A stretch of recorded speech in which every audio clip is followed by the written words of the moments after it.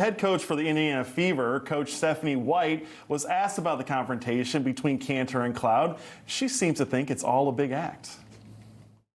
I think it's important that people like you guys in this room don't give it any gas, right? Like it's a social media thing.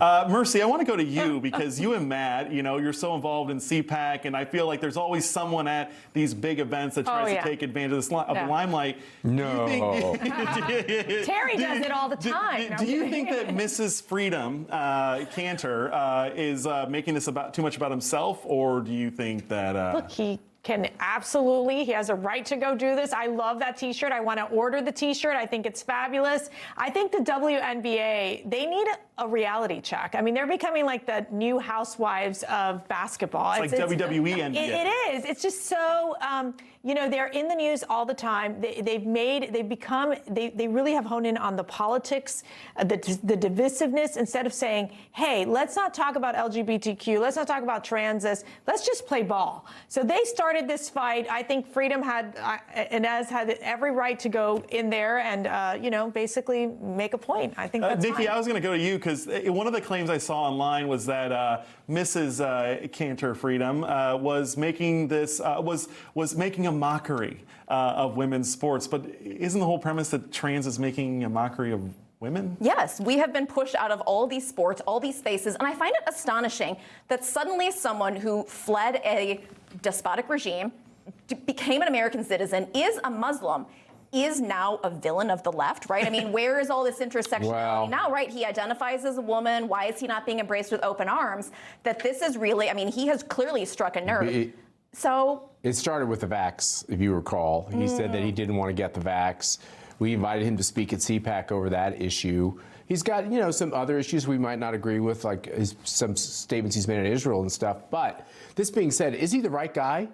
Let me tell you, when you're fighting this kind of cultural Marxism, or there's so many names for it, right? Mm-hmm.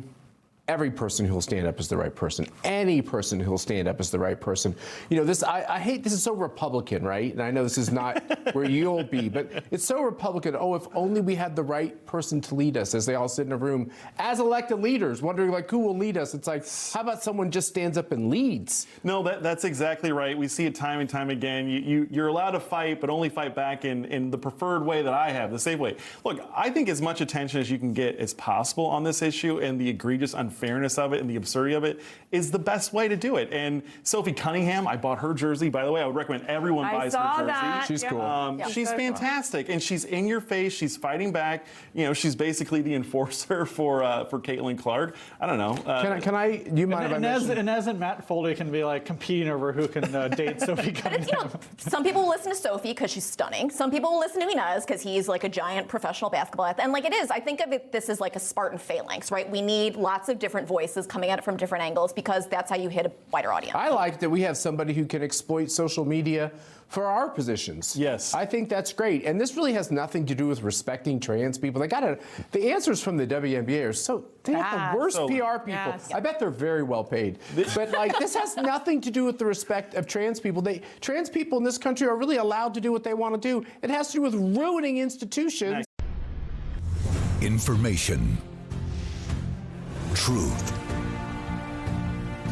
is freedom. Is Newsmax. It's real news for real people.